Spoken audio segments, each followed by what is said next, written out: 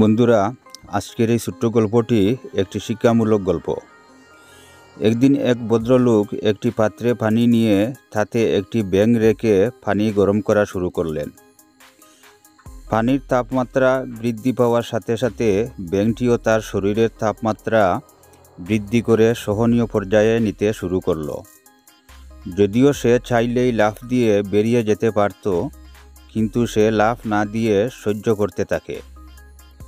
আস্তে আস্তে পাত্রের তাপমাত্রা যখন আরও বাড়িয়ে ফুটন্ত গরম করা হয়, তখন ব্যাঙটি আর সহ্য করতে না পেরে সে সিদ্ধান্ত নেয় লাফ দেওয়ার, কিন্তু ততক্ষণে তার আর লাফ দেওয়ার মতো শক্তি নেই। পানি আরও গরম হতে থাকে, ফলে সে অতিরিক্ত গরম পানিতে থাকতে থাকতে একটা সময় মারা যায়। এখন যদি প্রশ্ন করা হয় ব্যাঙটি কীভাবে মারা যাওয়ার কারণ কী, তাহলে আমরা অধিকাংশরাই বলবো যে গরম পানির কারণে মারা গেছে।